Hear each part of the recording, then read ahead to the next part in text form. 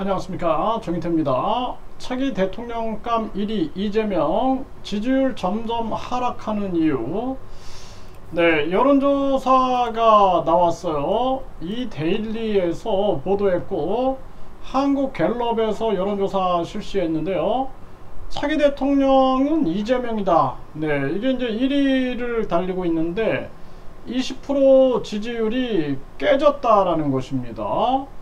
네, 그래서 여론조사 상황을 이렇게 보게 되면은 이재명 이 대표가 지난해 8월 당대표로 선출된 전당대회 직후에 9월 첫째 주는 27%까지 올랐다라는 거예요. 27%. 그런데 2022년 12월에는 23%로 떨어져요. 네, 그리고 2023년 3월에는 20%로 떨어지게 됩니다. 2023년 3월에는 또 20%, 2023년 6월에는 22%를 기록을 했어요.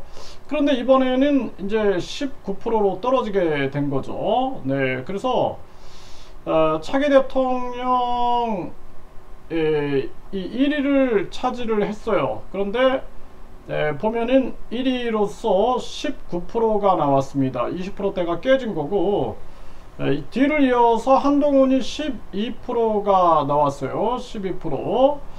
네, 뭐 그 다음에는 뭐 다른 사람들, 뭐 홍준표, 이낙연 3%, 오세훈, 원희룡, 김동연, 안철수 2%, 네, 유승민, 이탄희, 이준석 1%, 이렇게 지금 나오고 있고, 48%는 특정인을 답하지 않았고, 그 외 인물이 1% 미만이 20여 명이 포함되어 있다는 것입니다.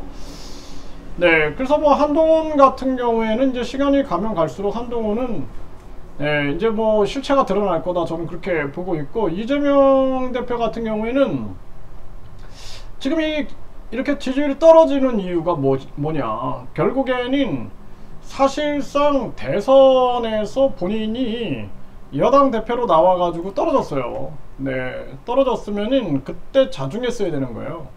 그때 이 국회의원 배지를 다는 게 아니죠. 그냥 본인의 사법 리스크 문제에 집중해가지고 그걸 밝히는데 총력을 기울여야 되는데, 근데 거기서 이제 배지를 달고 배지에 의존했고, 그 다음에 당대표가 돼가지고 당대표에 또 의존한 거죠.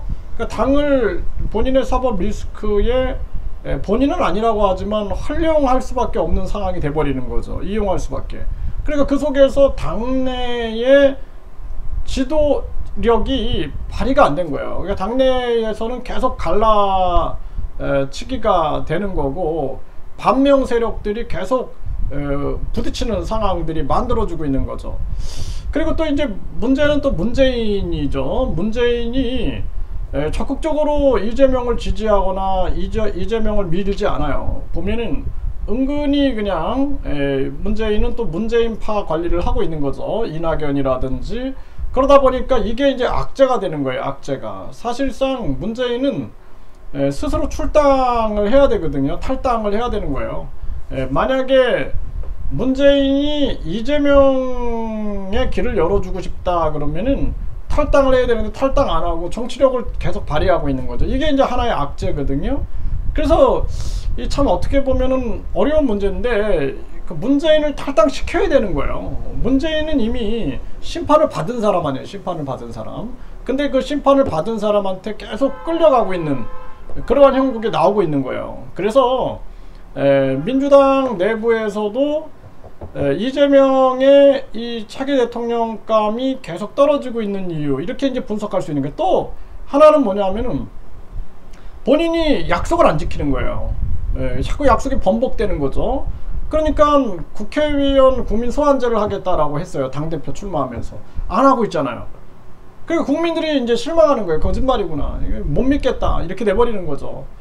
또 뭐 불체포 특권을 포기하겠다 해놓고 계속 지금도 단식을 하고 있는데, 이게 완전히 그냥 단식이라는 것이 이게 굉장히 애매하게 돼버린 거죠. 검찰하고 검찰의 수사 속에서 본인에게 동정심을 얻기 위해서 이러는가, 순수하게 진짜 후쿠시마 오염수 국민을 위해서 지금 나서고 있는 것인가. 여기에 대해서 국민들은 반신반의하게 되는 거예요.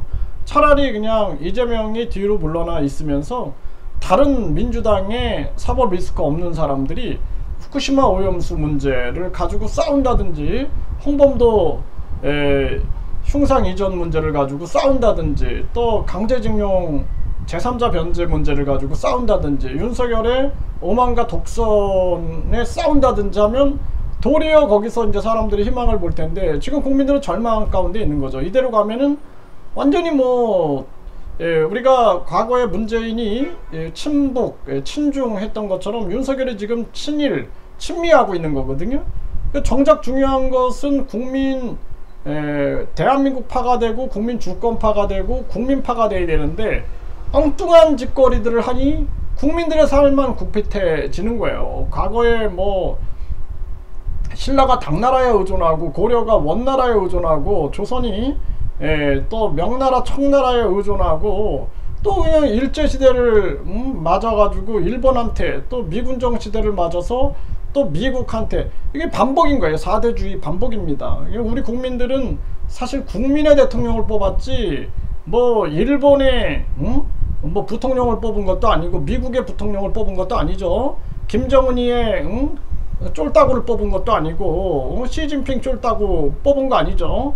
그렇게 흘러가고 있는 거예요. 우리나라 지금 상황들이. 이게 안타까운 겁니다. 균형 외교를 해야 되는 건데 균형 외교가 안 되는 거죠. 균형 외교, 주권 외교가 전혀 되지 않고 있는 그러한 모습이에요. 이게 안타까운 현실이 아닐 수가 없는 거예요. 그래서 이재명 대표가 지금 이제 이 흘러가는 것도 반신반의가 되는 거예요. 그러니 사법 리스크 문제, 이제 계속 재판이 계속 시행이 되고 있고, 또 검찰은 아주 잡아먹으려고 덤비고 있고, 이 상황 속에서 이재명의 지지율은 점점 하락할 수밖에 없는 정황으로 간다. 그래서 윤석열 탄핵이 먼저냐, 이재명 구속이 먼저냐, 이 싸움에서 누가 이기느냐, 결국에는 분권형 내각제 세력들이 이긴다. 저는 그렇게 보고 있어요. 그래서 분권형 내각제 세력들이 이재명, 윤석열 힘을 싹 빼버리고 이제는 분권형 내각제 형태로 가서 국무총리, 국회 추천제로 가면서 내각제로 가는 거예요. 그 길로 가는 것이 지금 대한민국 정치의 흐름이다라는 것입니다.